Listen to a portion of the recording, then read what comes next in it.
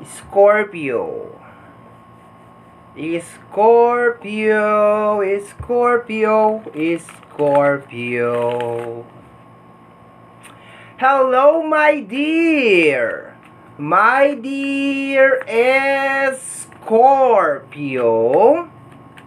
Second half of July, mga my dear Scorpio. This is from July 16 hanggang sa katapusan, and this is a general reading.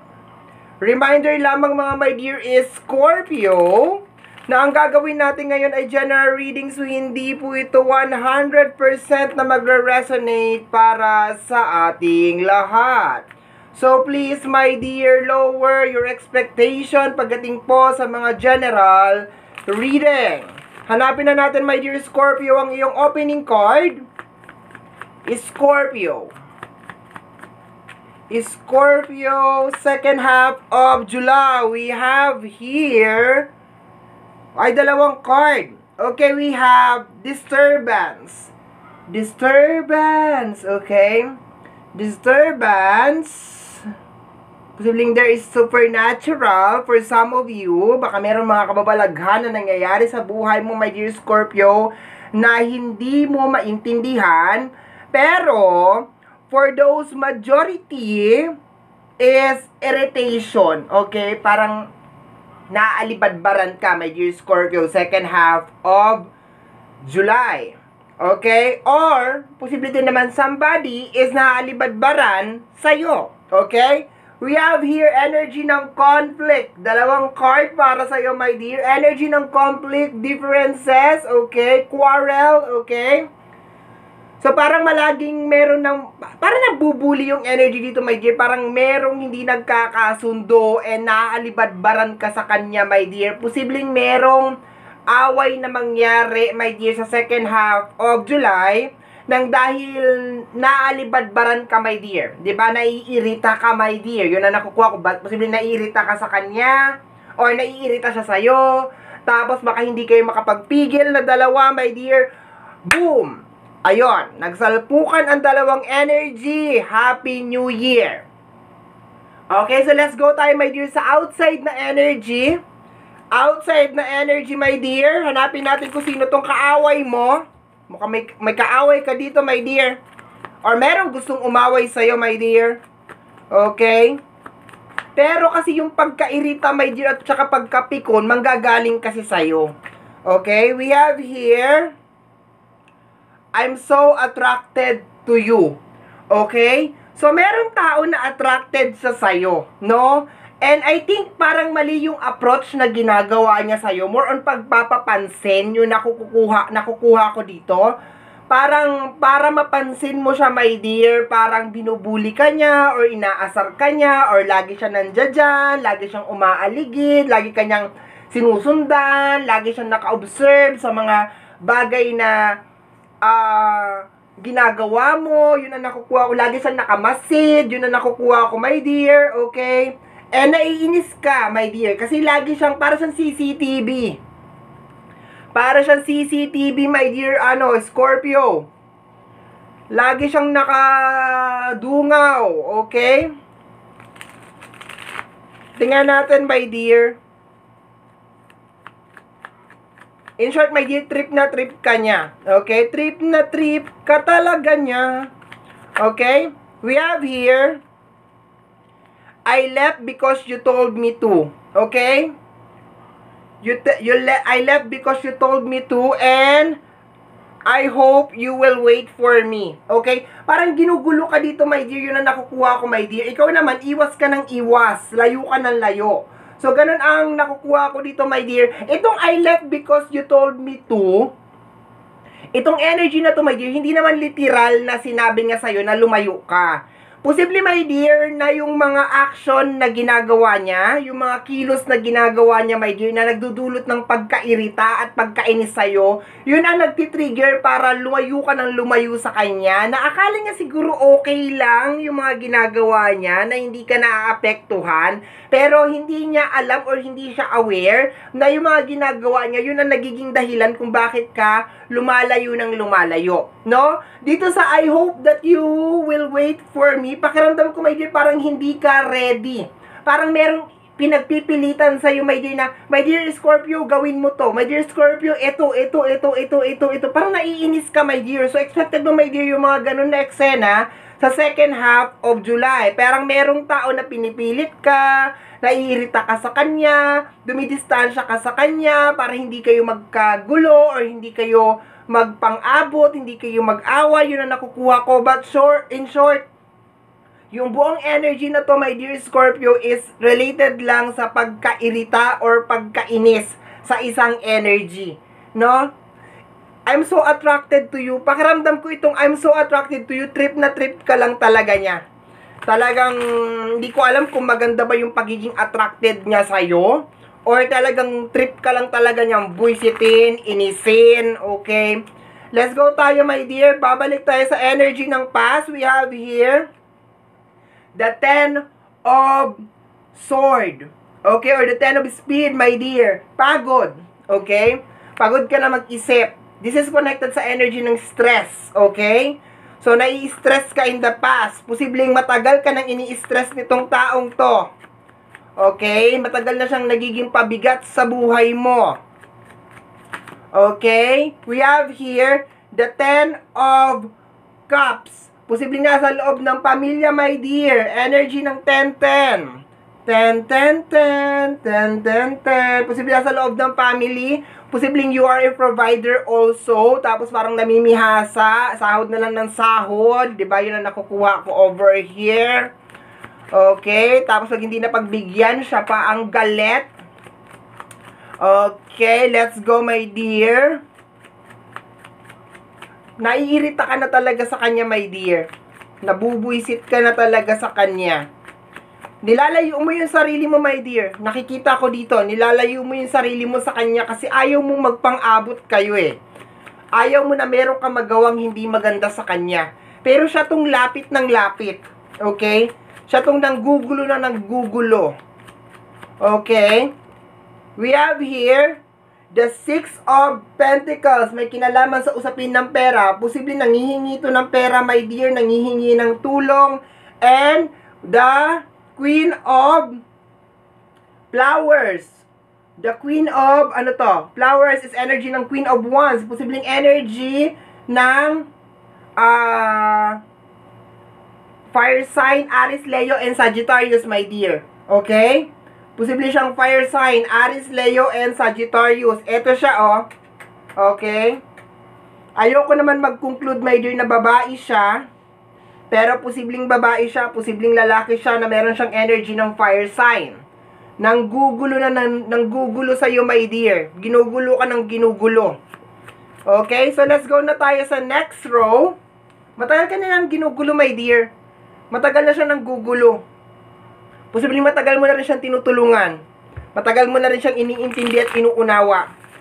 Ikaw na lang yung layo ng layo para hindi talaga kayo magsalpukan, my dear. Okay? Tapos nagtataka siguro tong tao na to, bakit ganon? Ganon ang ugali ni Scorpio. Hindi niya alam na iirita ka na sa kanya.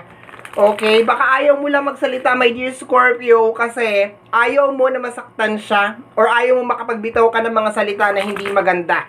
Okay? But warning over here, pwedeng magkasalpukan kayo, my dear, sa second half of July. Hindi ka na talaga makapagpigil, my dear. Okay? Next row, my dear is Scorpio. We have here the Wheel of Fortune. Okay? The Wheel of Fortune. Pinipilit mo, my dear, ibangon yung sarili mo. Okay? Posibleng meron kang pinagdadaanan deep inside your heart. Yun ang nakukuha ko dito. Parang meron kang sarili mong gera sa loob mo, my dear Scorpio, na pinipilit mong paglabanan, pinipilit mong ibangon yung sarili mo. Tapos, bigla siyang e-eksena. Bigla siyang manggugulo. Kaya parang naiinis ka. Baka hindi mo makontrol yung sarili mo, my dear, kasi parang napaka-insensitive niya sa nararamdaman mo, sa mga pinagdadaanan mo. Kumbaga, hindi niya malang iniisip kung okay ka ba, kumusta ka ba, diba? Parang ganun, basta sa kanya makuha niya lang kung ano yung gusto niya. Okay? Hindi ko ba alam, pero nahanap ka nitong tao na to maski saan siya magpunta. Nahahanap ka niya, para siyang nasusundan ka niya na nasusundan, my dear. Yun na nakukuha ko. Okay? Let's go, my dear Scorpio. We have here the Five of Swords. Posibleng magkaroon nga ng away, my dear, hindi pagkakaunawaan sa energy ng Five of Swords. Hindi ka na makakapagpigil, my dear. Kasi meron kang ang pinagdadaanan, my dear, eh. Meron kang pinagdadaanan. Next is the Four of Wands, okay? Provider energy to, my dear. And the Justice card. Merong nagtitake advantage sa'yo, my dear. Wala siyang pakialam kung anong nangyayari sa'yo deep inside. Kung meron ka mang digmaan or gera sa loob ng emosyon mo na nangyayari or meron ka mang pinagdadaanan, my dear, inside. Basta yung kanya lang, my dear, guluhin ka ng guluhin, manghingi ng manghingi kasi lumabas dito yung energy ng provider. Ayan, second half of July, sinusubukan mong ibangon yung sarili mo, inilalayo mo yung sarili mo sa mga negative na energy, sa mga magugulo na energy, pero bigla na lang siyang sumusulpot na parang kabute. Energy ng fire sign, pero also zodiac sign are welcome. Lamang na lamang lang dito ang energy ng fire sign, which is Aries, Leo, and Sagittarius. Next card, my dear. Last 4 cards na to, my dear. Last 4 cards. My dear is Scorpio. Okay. My dear is Scorpio. Lumalayo ka na eh. Para nanghihingi ka dito, my dear, ng time. Bigyan mo ko ng time. Parang ganun. Distansya muna. Kailangan ko magpagaling eh. Kailangan ko mag-heal. Kailangan ko makamove on, kailangan ko makarecover, kailangan ko ayusin yung buhay ko. Okay, we have here the Three of Speed or the Three of Sword. May pinagdadaanan ka, my dear. Three of Sword yan, Three of Speed, Three of Sword. May pinagdadaanan ka. Pinipilit mo, my dear, na ngumiti sa harapan ng maraming tao, pero meron kang pinagdadaanan deep inside you. So, second half of July, ilalayo mo ang sarili mo sa mga tao na mabigat ang energy, my dear. Nanghihingi ka ng space, okay? Or posible, my dear, na kaya ka lumalayo kasi naiirita ka na nga, ayaw mo lang magkaroon ng gulo. But so far, dito sa first row natin, meron kang pinagdadaanan deep inside you. Pinipilit mong ibangon yung sarili mo, okay? And nararamdaman ko dito na, eto nga, biglang susulpot itong energy na to. We have here the King of Hearts, okay? Pinipilit mo siyang intindihin. We have here the Seven of Flowers, okay? Ang dami mong pangarap, my dear. Ang dami mong minamanifest, okay? Pinipilit mo siyang intindihin. Nakukuha ko dito na pinipilit mo talaga siyang intindihin sa abot na makakaya mo, my dear. Okay? Pinaglalaban mo kung sa relasyon to, pinaglalaban mo, my dear. Kahit ang dami mo na nakikita na imperfection. Kung sa pamilya to, kahit ang dami mo na nakikita, my dear, na hindi tama, na mali, pinaglalaban mo, pinipilit mong intindihin, pinipilit mong unawain. Pero, wala talaga eh. The Seven of Swords. Ang dami niyang kalokohan na ginagawa, my dear. Ang dami niyang kalokohan, ang dami niyang kabulastugan na ginagawa, my dear, related sa energy ng pera. Lagi siyang nagdi-defense, lagi siyang may pagkasinungaling yung energy, magaling gumawa ng kwento, magaling gumawa ng alibi, my dear. Nasa loob to ng pamilya or nasa loob ng relationship, my dear. Ramdam na ramdam ko dito yung sakripisyo, my dear Scorpio, na ginagawa mo para intindihin at unawain kung sino man tong energy na to, my dear. Mahal ka niya, pero yung action na ginagawa niya, nararamdaman ko na mahal ka niya, pero nararamdaman ko yung action niya, my dear, parang hindi nagmamatch, hindi nagtutugma. Kasi kung talagang mahal ka niya, hindi siya gagawa ng sakit sa ulo. Okay? Or iintindihin niya yung pinagdadaanan mo. Bottom deck of the card is the Nine of Speed. Stress. Okay? Ang bigat. May nararamdaman ko na kaya mo to eh. Yung sarili mong digmaan, yung sarili mong battle inside you, nararamdaman ko na kaya mo siya, my dear. Nararamdaman ko. Kaso yung distraction sa paligid, yung hindi tumigil-tigil na mga ingay at boses sa paligid mo, my dear Scorpio, sa tingin ko, yun talaga yung magpapabigat ng sitwasyon at yun talaga yung magti-trigger, my dear, para talagang sumabog ka na talaga at magsalita ka na talaga once and for all. Okay? Bottom deck of the cards sa kabila, we have here the Seven of Pentacles, my dear. Ang dami mong ine-expect. Ang dami mo, ang second half of July is more on expectation sa lahat ng mga bagay na posibleng naumpisahan mo na or nagawa mo na. Pero sad to say, my dear, meron tayong mga expectation sa buhay natin na hindi talaga tumutugma minsan. Ine-expect natin, magpapakabuti na siya. Ine-expect natin, nagawa niya na to. Ine-expect natin, nagbunga na tong matagal na nating tinanim. Pero minsan, nadidelay, my dear, ng 1 buwan, ng 2 buwan, yung mga expectation natin. And I think yun, my dear, yung mga pressure na papasok sa second half of July. Yun ang mga pressure na papasok sa second half of July. Kaya parang pakiramdam mo, stress na stress ka. Hindi mo na alam kung anong... Yung sa sarili mo, my dear, alam ko kaya mo eh. Yung sa labas na energy talaga, doon tayo parang merong konting problema. Yung biglaan na lang susulpot, bigla na lang dadaing, bigla na lang magrereklamo, bigla kang ipe-pressure, maiirite ka, and so on and so forth. Okay? So, my dear Scorpio, yan ang reading mo para sa yung second half of July. Somehow, my dear, kung nagustuhan mo to, especially kung napadaan ka lang, don't forget to subscribe. Click lamang po ang notification bell para ma-update ka sa aking mga upload. And free to like, free to share, free to comment sa lahat ng ating mga videos. Once again, my name is RJ, also known as Apo J. Maraming salamat po. And until next time, bye-bye. Thank you, my dear.